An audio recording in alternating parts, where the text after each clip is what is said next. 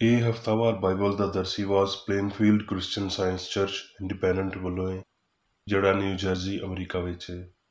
ਹੋਰ ਮਾਲੂਮਾਤ ਲਈ ਤੁਸੀਂ ਸਾਡੀ ਵੈਬਸਾਈਟ ਵੇਖੋ www.plainfieldcs.com। ਇਹ ਸਬਕ 6 ਦਸੰਬਰ 2020 ਐਤਵਾਰ ਦੇ ਦਿਨ ਹਫ਼ਤੇ ਦੇ ਅਖੀਰ ਉੱਤੇ ਤੁਹਾਡੇ ਪੜ੍ਹਨ ਲਈ ਤਿਆਰ ਕੀਤਾ ਗਿਆ ਹੈ। ਮਜ਼ਮੂਨ: ਰੱਬ ਕੱਲਾ ਹੀ ਵਜ੍ਹਾ ਤੇ ਖਾਲਕ। ਸੁਨਹਿਰੀ ਮਤਨ: ਇਮਸਾਲ। ਖੁਦਾਵੰਦ ਨੇ ਹਰ ਇੱਕ ਸ਼ੈ ਖਾਸ ਮਕਸਦ ਲਈ ਬਣਾਈ। ਜਵਾਬੀ ਪੜ੍ਹਾਈ। ਯਸਾਇਆ: ਮੈਂ ਹੀ ਖੁਦਾਵੰਦ ਹਾਂ ਤੇ ਹੋਰ ਕੋਈ ਨਹੀਂ, ਮੇਰੇ ਸਿਵਾ ਕੋਈ ਰੱਬ ਨਹੀਂ। ਮੈਂ ਤੇਰੀ ਕਮਰ ਬੰਨ੍ਹੀ ਏ, ਭਾਵੇਂ ਤੂੰ ਮੈਨੂੰ ਨਹੀਂ ਪਛਾਣਿਆ। ਮੈਂ ਹੀ ਰੱਬ ਹਾਂ, ਮੇਰੇ ਸਿਵਾ ਕੋਈ ਦੂਜਾ ਰੱਬ ਨਹੀਂ। ਐ ਅਸਮਾਨ ਤੋਂ ਟਪਕ ਪੈ, ਹਾਂ ਬੱਦਲ ਰਾਸਤਬਾਜ਼ੀ ਵਰਾਉਣ। ਧਰਤੀ ਖੁੱਲ੍ਹ ਜਾਵੇ ਤੇ ਮੁਕਤੀ ਤੇ ਸੱਚਾਈ ਦਾ ਫਲ ਲਿਆਵੇ। ਉਹ ਉਹਨਾਂ ਨੂੰ ਇਕੱਠਿਆਂ ਉਗਾਵੇ। ਮੈਂ ਖੁਦਾਵੰਦ ਉਹਨੂੰ ਪੈਦਾ ਕਰਨ ਵਾਲਾ ਹਾਂ। ਅਫਸੋਸ ਉਹਦੇ ਉੱਤੇ ਜਿਹੜਾ ਖਾਲਕ ਨਾਲ ਲੜਦਾ ਏ। ਠੇਕਰਾ ਤੇ ਧਰਤੀ ਦੇ ਠੇਕਰਿਆਂ ਵਿੱਚੋਂ ਏ। ਕੀ ਮਿੱਟੀ ਘੁਮਾਰ ਨੂੰ ਆਖੇ ਭਈ ਤੂੰ ਕੀ ਬਣਾਉਣਾ ਏ? ਕੀ ਤੇਰੀ ਦਸਤਕਾਰੀ ਆਖੇ ਭਈ ਉਹਦੇ ਤੇ ਹੱਥ ਨਹੀਂ?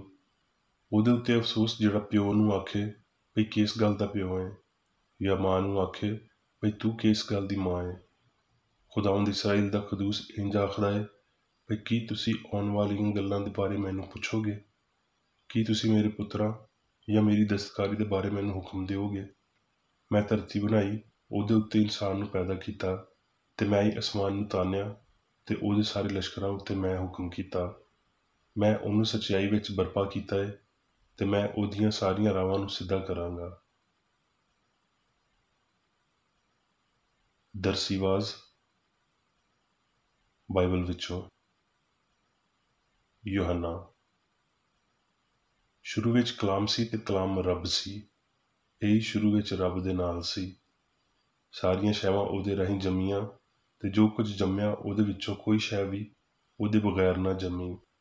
ਉਹਦੇ ਵਿੱਚ ਹਯਾਤੀ ਸੀ ਤੇ ਉਹ ਹਯਾਤੀ ਬੰਦਿਆਂ ਦਾ ਨੂਰ ਸੀ। ਵਾਜ਼: ਉਹਨੇ ਹਰ ਸ਼ੈ ਨੂੰ ਆਪਣੇ ਵੇਲੇ ਵਿੱਚ ਚੰਗਾ ਬਣਾਇਆ ਤੇ ਉਹਨੇ ਅਬਦੀਅਤ ਨੂੰ ਵੀ ਉਹਦੇ ਦਿਲ ਵਿੱਚ ਜਗਾਇਆ, ਇਸ ਲਈ ਭਈ ਇਨਸਾਨ ਉਸ ਕੰਮ ਨੂੰ ਜਿਹੜਾ ਰੱਬ ਸ਼ੁਰੂ ਤੋਂ ਅਖੀਰ ਤੀਕਰ ਕਰਦਾ ਏ ਦਰਿਆਫਤ ਨਹੀਂ ਕਰ ਸਕਦਾ। ਤੇ ਇਹ ਵੀ ਭਈ ਹਰ ਇਨਸਾਨ ਖਾਵੇ ਤੇ ਪੀਵੇ ਤੇ ਆਪਣੀ ਸਾਰੀ ਮਿਹਨਤ ਤੋਂ ਫਾਇਦਾ ਲਵੇ। ਇਹ ਵੀ ਰੱਬ ਦੀ ਦੇਣ ਏ ਤੇ ਮੈਨੂੰ ਭਰੋਸਾ ਏ ਵੀ ਸਭ ਕੁਝ ਜੋ ਰੱਬ ਕਰਦਾ ਏ ਹਮੇਸ਼ਾ ਲਈ ਏ। ਇਹਦੇ ਵਿੱਚ ਕੁਝ ਘਾਟਾ ਵਾਧਾ ਨਹੀਂ ਹੋ ਸਕਦਾ ਤੇ ਰੱਬ ਨੇ ਇਹ ਇਸ ਲਈ ਕੀਤਾ ਏ ਵੀ ਲੋਕ ਉਹਦੇ ਤੋਂ ਡਰਦੇ ਰਹਿਣ। ਜ਼ਬੂਰ: ਜੇ ਰੱਬ ਹੀ ਘਰ ਨੂੰ ਨਾ ਬਣਾਵੇ ਤੇ ਬਣਾਉਣ ਵਾਲੇ ਦੀ ਮਿਹਨਤ ਬੇਫਾਇਦਾ ਏ। ਜੇ ਰੱਬ ਹੀ ਸ਼ਹਿਰ ਦੀ ਹਿਫਾਜ਼ਤ ਨਾ ਕਰੇ ਤੇ ਨਿਗਹਿਬਾਨ ਦਾ ਜਾਗਣਾ ਬੇਫਾਇਦਾ ਏ। ਸਮੂਏਲ: ਇਫਰਾਇਮ ਦੇ ਕੋਹਿਸਤਾਨੀ ਮੁਲਕ ਵਿੱਚ ਰਾਮਾਤੀਮ ਸੁਫੀਮ ਦਾ ਇੱਕ ਬੰਦਾ ਸੀ ਜਿਹਦਾ ਨਾਂ ਅਲਕਾਨਾ ਸੀ। ਉਹਦੀਆਂ ਦੋ ਬੁੱਢੀਆਂ ਸੀ, ਇੱਕ ਦਾ ਨਾਂ ਹੰਨਾ ਸੀ ਤੇ ਦੂਜੀ ਦਾ ਨਾਂ ਫਿਨਾ। ਤੇ ਫਿਨਾ ਦੀ ਔਲਾਦ ਹੋਈ ਪਰ ਹੰਨਾ ਬੇਔਲਾਦ ਸੀ। ਤੇ ਉਹ ਜਿਸ ਦਿਨ ਕੁਰਬਾਨੀ ਗੁਜ਼ਰਾਉਂਦਾ ਤੇ ਆਪਣੀ ਬੁੱਢੀ ਫਿਨਾ ਨੂੰ ਉਹਦੇ ਧੀਆਂ ਪੁੱਤਰਾਂ ਦੇ ਹਿੱਸੇ ਦਿੰਦਾ ਸੀ, ਪਰ ਹੰਨਾ ਨੂੰ ਉਹ ਦੂਣਾ ਹਿੱਸਾ ਦਿੰਦਾ ਸੀ, ਇਸ ਲਈ ਵੀ ਉਹ ਹੰਨਾ ਨੂੰ ਪਿਆਰ ਕਰਦਾ ਸੀ। ਪਰ ਰੱਬ ਨੇ ਉਹਦਾ ਰਹਿਮ ਬੰਦ ਕੀਤਾ ਹੋਇਆ ਸੀ ਤੇ ਉਹਦੀ ਸੌਤਨ ਉਹਨੂੰ ਚੁਰਾਉਣ ਲਈ ਹਰ ਤਰ੍ਹਾਂ ਉਹਨੂੰ ਛੇੜਦੀ ਸੀ, ਇਸ ਲਈ ਵੀ ਖੁਦਾਵੰਦ ਨੇ ਉਹਦਾ ਰਹਿਮ ਬੰਦ ਕੀਤਾ ਹੋਇਆ ਸੀ। ਉਸ ਵੇਲੇ ਏਲੀ ਕਾਹਨ ਖੁਦਾਵੰਦ ਦੀ ਹੈਕਲ ਦੇ ਬੂਹੇ ਅੱਗੇ ਕੁਰਸੀ ਉੱਤੇ ਬੈਠਿਆ ਹੋਇਆ ਸੀ ਤੇ ਉਹ ਬਹੁਤ ਦੁਖੀ ਸੀ। ਇਸ ਲਈ ਉਹ ਖੁਦਾਵੰਦ ਅੱਗੇ ਦੁਆ ਕਰਨ ਤੇ ਜ਼ੋਰ-ਜ਼ੋਰ ਨਾਲ ਰੋਣ ਲੱਗੀ ਤੇ ਉਹਨੇ ਮੰਨਤ ਮੰਨੀ ਤੇ ਆਖਿਆ, ਐ ਫੌਜਾਂ ਦੇ ਰੱਬ, ਜੇ ਤੂੰ ਆਪਣੀ ਲੌਂਡੀ ਦੀ ਮੁਸੀਬਤ ਵੱਲ ਨਜ਼ਰ ਕਰੇ ਤੇ ਮੈਨੂੰ ਯਾਦ ਕਰੇ ਤੇ ਆਪਣੀ ਲੌਂਡੀ ਨੂੰ ਫਰਾਮੋਸ਼ ਨਾ ਕਰੇ ਤੇ ਆਪਣੀ ਲੌਂਡੀ ਨੂੰ ਫਰਜ਼ੰਦੇ ਨਰੀਨਾ ਦੇਵੇਂ, ਤੇ ਮੈਂ ਉਹਨੂੰ ਸਾਰੀ ਹਯਾਤੀ ਖੁਦਾਵੰਦ ਦੀ ਨਜ਼ਰ ਕਰ ਦੇਵਾਂਗੀ ਤੇ ਉਸਰਾ ਉਹਦੇ ਸਿਰ ਉੱਤੇ ਕਦੀ ਨਹੀਂ ਫਿਰੇਗਾ। ਤਦ ਏਲੀ ਨੇ ਜਵਾਬ ਦਿੱਤਾ, ਤੂੰ ਸਲਾਮਤ ਟੁਰ ਜਾ ਤੇ ਇਸਰਾਈਲ ਦਾ ਰੱਬ ਤੇਰੀ ਮੁਰਾਦ ਜਿਹੜੀ ਤੂੰ ਉਹਦੇ ਤੋਂ ਮੰਗੀ ਏ ਪੂਰੀ ਕਰੇਗਾ। ਤੇ ਸੁਬਹ ਨੂੰ ਉਹ ਸਵੇਰੇ ਉੱਠੇ ਤੇ ਖੁਦਾਵੰਦ ਦੇ ਅੱਗੇ ਸਜਦਾ ਕੀਤਾ ਤੇ ਰਾਮਾ ਨੂੰ ਆਪਣੇ ਘਰ ਪਰਤ ਗਏ ਤੇ ਅਲਕਾਨਾ ਨੇ ਆਪਣੀ ਬੁੱਢੀ ਨਾਲ ਮੁਬਾਸ਼ਰਤ ਕੀਤੀ ਤੇ ਖੁਦਾਵੰਦ ਨੇ ਉਹਨੂੰ ਯਾਦ ਕੀਤਾ। ਤੇ ਇੰਜ ਹੋਇਆ ਵੀ ਹੰਨਾ ਆਪਣੇ ਵੇਲੇ ਉੱਤੇ ਹਮਲਾ ਹੋਈ ਤੇ ਉਹਦਾ ਪੁੱਤਰ ਹੋਇਆ ਤੇ ਉਹਨੇ ਉਹਦਾ ਨਾਂ ਸੈਮੂਅਲ ਰੱਖਿਆ, ਕਿਉਂ ਜੇ ਉਹ ਆਖਣ ਲੱਗੀ ਵੀ ਮੈਂ ਉਹਨੂੰ ਖੁਦਾਵੰਦ ਤੋਂ ਮੰਗਿਆ ਤੇ ਪਾ ਲਿਆ। ਤੇ ਉਹ ਮੁੰਡੇ ਨੂੰ ਏਲੀ ਦੇ ਕੋਲ ਲਿਆਏ ਤੇ ਉਹ ਆਖਣ ਲੱਗੀ, ਐ ਮੇਰੇ ਮਾਲਕ, ਤੇਰੀ ਜਾਨ ਦੀ ਕਸਮ, ਐ ਮੇਰੇ ਮਾਲਕ, ਮੈਂ ਉਹੀ ਔਰਤ ਵਾਂ ਜਿਹਨੇ ਤੇਰੇ ਕੋਲ ਇੱਥੇ ਹੀ ਖੜੀ ਹੋ ਕੇ ਖੁਦਾਵੰਦ ਅੱਗੇ ਦੁਆ ਕੀਤੀ ਸੀ। ਮੈਂ ਇਸ ਮੁੰਡੇ ਲਈ ਦੁਆ ਕੀਤੀ ਸੀ ਤੇ ਖੁਦਾਵੰਦ ਨੇ ਮੇਰੀ ਮੁਰਾਦ ਜਿਹੜੀ ਮੈਂ ਉਹਦੇ ਤੋਂ ਮੰਗੀ ਸੀ ਪੂਰੀ ਕੀਤੀ। ਇਸ ਲਈ ਮੈਂ ਵੀ ਉਹਨੂੰ ਰੱਬ ਨੂੰ ਦੇ ਦਿੱਤਾ। ਇਹ ਆਪਣੀ ਪੂਰੀ ਹਯਾਤੀ ਲਈ ਖੁਦਾਵੰਦ ਨੂੰ ਦੇ ਦਿੱਤਾ ਗਿਆ ਏ। ਤਦ ਉਹਨੇ ਉੱਥੇ ਖੁਦਾਵੰਦ ਅੱਗੇ ਸਜਦਾ ਕੀਤਾ। ਸੈਮੂਅਲ। ਤੇ ਏਲੀ ਕਾਹਨ ਦੇ ਸਾਹਮਣੇ ਉਹ ਮੁੰਡਾ ਖੁਦਾਵੰਦ ਦੀ ਸੇਵਾ ਕਰਨ ਲੱਗਿਆ ਤੇ ਏਲੀ ਨੇ ਅਲਕਾਨਾ ਤੇ ਉਹਦੀ ਬੁੱਢੀ ਨੂੰ ਬਰਕਤ ਦਿੱਤੀ। ਤੇ ਖੁਦਾਵੰਦ ਨੇ ਹੰਨਾ ਉੱਤੇ ਨਜ਼ਰ ਕੀਤੀ ਤੇ ਉਹ ਹਾਮਲਾ ਹੋਈ ਤੇ ਉਹਦੇ 3 ਪੁੱਤਰ ਤੇ 2 ਧੀਆਂ ਹੋਈਆਂ।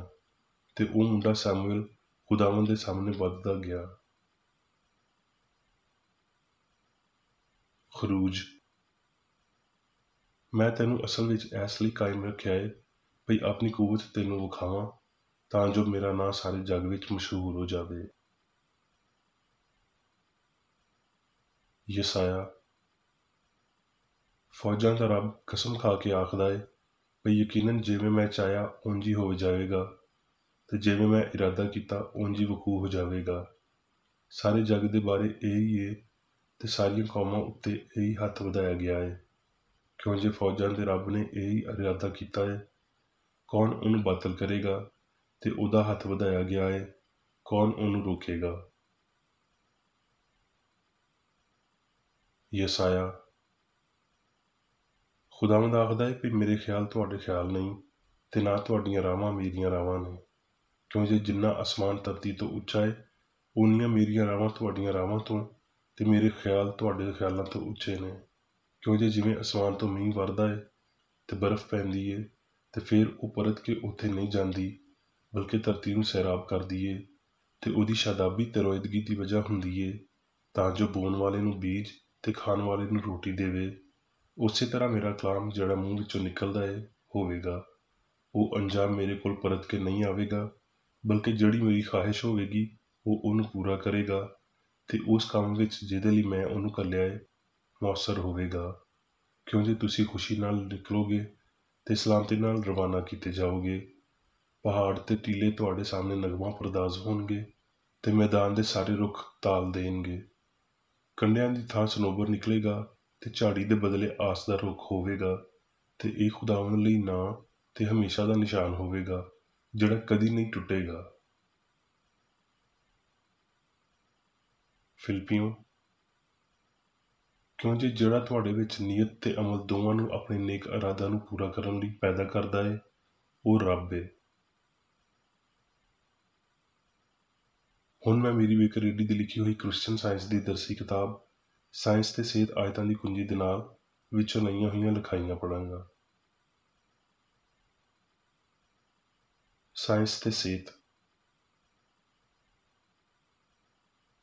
ਰੂਹ ਯਾਨੀ ਰੱਬ ਨੇ ਸਾਰਿਆਂ ਨੂੰ ਆਪਣੇ ਆਪ ਤੋਂ ਤੇ ਆਪਣੇ ਆਪ ਵਿੱਚ ਬਣਾਇਆ। ਰੂਹ ਨੇ ਮਾਦੇ ਨੂੰ ਕਦੀ ਨਹੀਂ ਬਣਾਇਆ, ਕਿਉਂ ਜੇ ਜਿਵੇਂ ਕਿ ਬਾਈਬਲ ਵਾਜ਼ਾ ਕਰਦੀ ਏ ਕਿ ਜੋ ਕੁਝ ਵੀ ਪੈਦਾ ਹੋਇਆ ਹੈ ਉਹਦੇ ਵਿੱਚੋਂ ਕੋਈ ਸ਼ੈ ਵੀ ਲੋਗੋਸ, ਏਓਨ ਜਾਂ ਰੱਬ ਦੇ ਕਲਮੇ ਦੇ ਬਗੈਰ ਪੈਦਾ ਨਹੀਂ ਹੋਈ। ਤਖਲੀਕੀ ਅਸੂਲ, ਹਯਾਤੀ, ਸੱਚਾਈ ਤੇ ਮੁਹੱਬਤ ਰੱਬ ਏ। ਸੰਸਾਰ ਰੱਬ ਦੀ ਅਕਾਸੀ ਕਰਦਾ ਏ, ਇੱਕ ਖਾਲਕ ਤੇ ਇੱਕ ਤਖਲੀਕ ਦੇ ਇਲਾਵਾ ਹੋਰ ਕੁਝ ਨਹੀਂ। ਇਹ ਤਖਲੀਕ ਰੂਹਾਨੀ ਖਿਆਲਾਂ ਤੇ ਇਹਨਾਂ ਦੀਆਂ ਪਛਾਣਾਂ ਦੇ ਜ਼ਾਹਿਰ ਹੋਣ ਤੇ ਮੁਸ਼ਤਮਿਲ ਏ ਜਿਹੜੇ ਲਾਮਹਿਦੂਦ ਸਿਆਣ ਦੇ ਦਾਮਨ ਨਾਲ ਜੁੜੇ ਨੇ ਤੇ ਹਮੇਸ਼ਾ ਮੁਨਕਸ ਹੁੰਦੇ ਨੇ। ਇਹ ਖਿਆਲ ਮਹਿਦੂਦ ਤੋਂ ਲਾਮਹਿਦੂਦ ਤੀਕਰ ਵਸੀਹ ਨੇ ਤੇ ਬਹੁਤ ਉੱਚੇ ਖਿਆਲ ਰੱਬ ਦੀਆਂ ਧੀਆਂ ਤੇ ਪੁੱਤਰ ਨੇ। ਸਾਰਿਆਂ ਦਾ ਇਹ ਇਲਾਹੀ ਅਸੂਲ ਉਹਦੀ ਤਖਲੀਕ ਦੀ ਪੂਰੀ ਸਾਇੰਸ ਤੇ ਆਰਟ ਤੇ ਇਨਸਾਨ ਤੇ ਸੰਸਾਰ ਦੀ ਲਾਫਾਨੀਅਤ ਨੂੰ ਜ਼ਾਹਿਰ ਕਰਦਾ ਹੈ। ਤਖਲੀਕ ਹਮੇਸ਼ਾ ਤੋਂ ਜ਼ਾਹਿਰ ਹੁੰਦੀ ਹੈ ਤੇ ਉਹਨੂੰ ਆਪਣੇ ਲਾਜ਼ਵਾਲ ਜ਼ਰੀਆਂ ਦੀ ਫਿਤਰਤ ਦੇ ਪਾਰੋਂ ਜ਼ਾਹਿਰ ਹੋਣਾ ਜਾਰੀ ਰੱਖਣਾ ਚਾਹੀਦਾ ਹੈ। ਇਨਸਾਨੀ ਫਹਿਮ ਇਸ ਜ਼ਹੂਰ ਨੂੰ ਉਲਟ ਕਰ ਦਿੰਦਾ ਹੈ ਤੇ ਖਿਆਲਾਂ ਨੂੰ ਮਾਦੀ ਆਖਦਾ ਹੈ। ਇਸ ਲਈ ਗਲਤ ਤਸ਼ਰੀਹ ਦੇ ਨਾਲ ਇਲਾਹੀ ਖਿਆਲ ਇਨਸਾਨੀ ਜਾਂ ਮਾਦੀ ਅਕੀਦੇ ਦੇ ਮਿਆਰ ਤੀਕਰ ਡਿੱਗਦਾ ਵਿਖਾਲੀ ਦਿੰਦਾ ਹੈ। ਜਿਹਨੂੰ ਮਾਦੀ ਇਨਸਾਨ ਆਖਿਆ ਜਾਂਦਾ ਹੈ। ਪਰ ਬੀਜ ਇਹਦੇ ਅੰਦਰ ਹੀ ਏ। ਬਸ ਇੰਝ ਹੀ ਜਿਵੇਂ ਇਲਾਹੀ ਸਿਆਣ ਸਭ ਕੁਝ ਏ ਤੇ ਸਭ ਕੁਝ ਪੈਦਾ ਕਰਦੀ ਏ, ਜਿਵੇਂ ਸਿਆਣ ਕਸੀਰ ਕਰਨ ਵਾਲੀ ਏ ਤੇ ਸਿਆਣ ਦਾ ਲਾਮਤਨਾ ਹੀ ਖਿਆਲ ਇਨਸਾਨ ਤੇ ਸੰਸਾਰ ਦੀ ਪੈਦਾਵਾਰ ਏ। ਵਾਹਦ ਜਹਾਨਤ ਜਾਂ ਸੋਚ ਦਾ ਮਵਾਦ ਇੱਕ ਬੀਜ ਜਾਂ ਇੱਕ ਫੁੱਲ ਰੱਬ ਏ ਜਿਹੜਾ ਇਹਦਾ ਖਾਲਕ ਏ। ਨਾਮ ਨਿਹਾਦ ਮਾਦਨੀਆਤ ਸਬਜ਼ੀ ਤੇ ਹੈਵਾਨੀ ਮਵਾਦ ਹੁਣ ਆਰਜ਼ੀ ਨਹੀਂ ਜਾਂ ਮਾਦੀ ਢਾਂਚਾ ਨਹੀਂ, ਜਿੰਨਾ ਇਹ ਉਸ ਵੇਲੇ ਸੀ ਜਦ ਸਵੇਰ ਦੇ ਤਾਰਿਆਂ ਨੇ ਇਕੱਠਿਆਂ ਗੀਤ ਗਾਇਆ ਸੀ।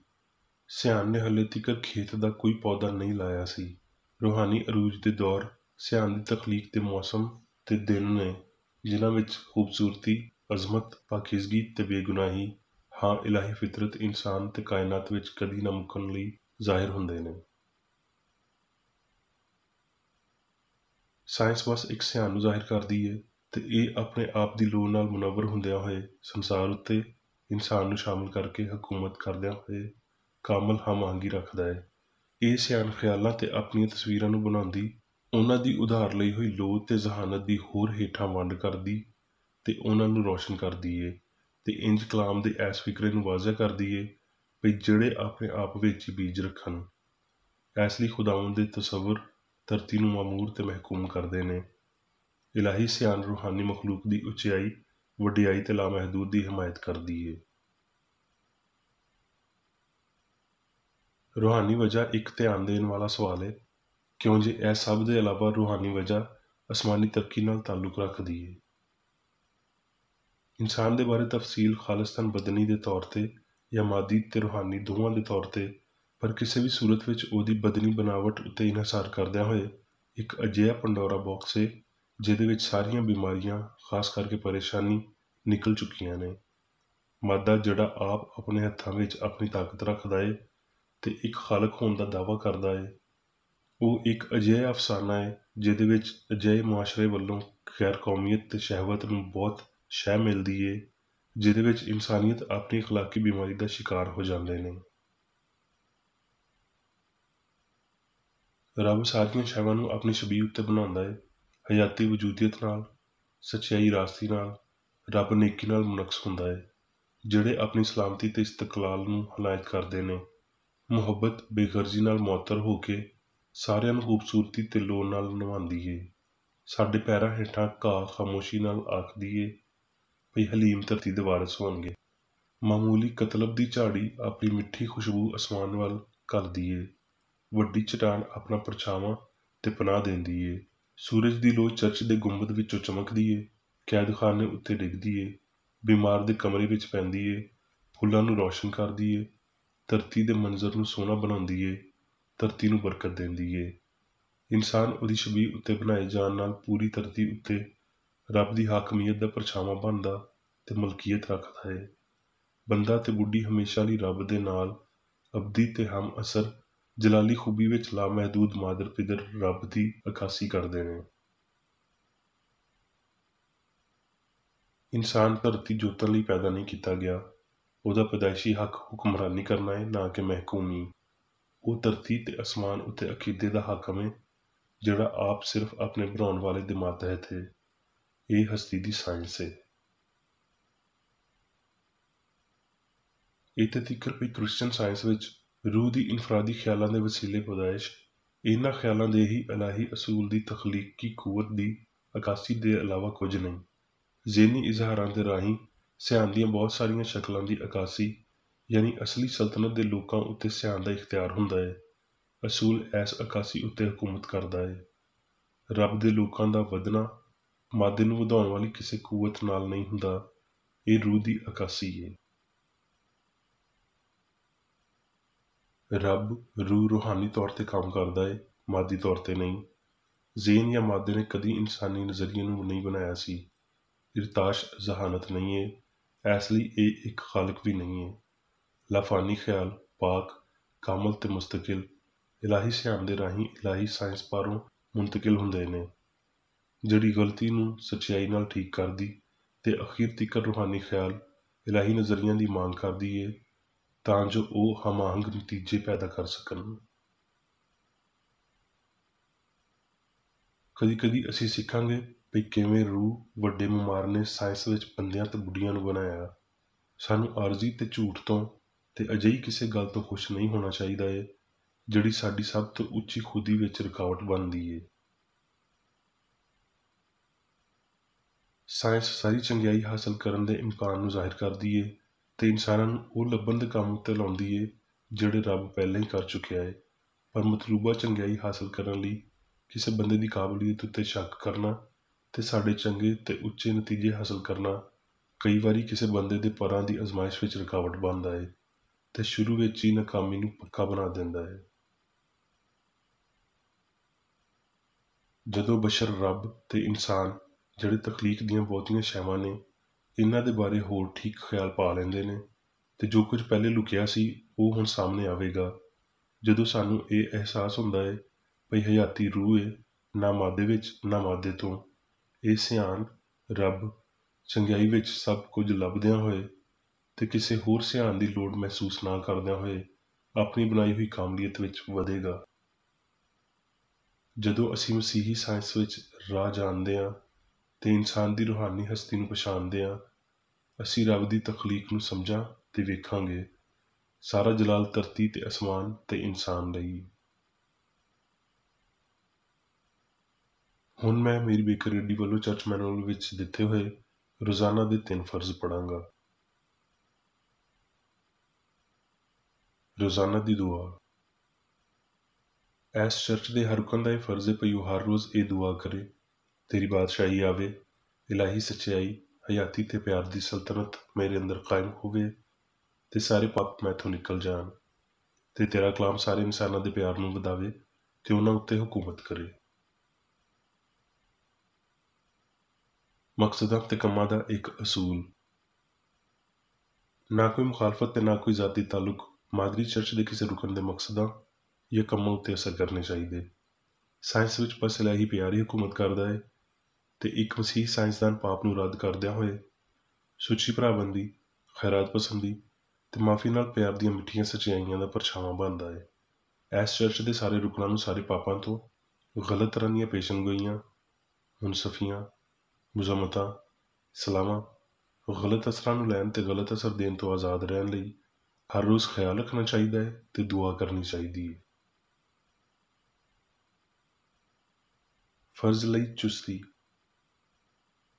ਇਸ ਚਰਚ ਦੇ ਹਰ ਰੁਕਨ ਦਾ ਇਹ ਫਰਜ਼ ਹੈ ਭਈ ਉਹ ਹਰ ਰੋਜ਼ ਜਾਰਿਹਾਨਾ ਜ਼ਿਹਨੀ ਸਲਾਮਾਂ ਦੇ ਖਿਲਾਫ ਆਪਣੇ ਆਪ ਨੂੰ ਤਿਆਰ ਰੱਖੇ ਤੇ ਰੱਬ, ਆਪਣੇ ਕਾਇਦ ਤੇ ਇਨਸਾਨਾਂ ਲਈ ਆਪਣੇ ਫਰਜ਼ਾਂ ਨੂੰ ਨਾ ਕਦੀ ਭੁੱਲੇ ਤੇ ਨਾ ਕਦੀ ਨਜ਼ਰਅੰਦਾਜ਼ ਕਰੇ। ਉਹਦੇ ਕੰਮਾਂ ਦੇ ਰਾਹੀਂ ਉਹਦਾ ਇਨਸਾਫ ਹੋਵੇਗਾ, ਉਹ ਬੇਕਸੂਰ ਜਾਂ ਕਸੂਰਵਾਰ ਹੋਵੇਗਾ।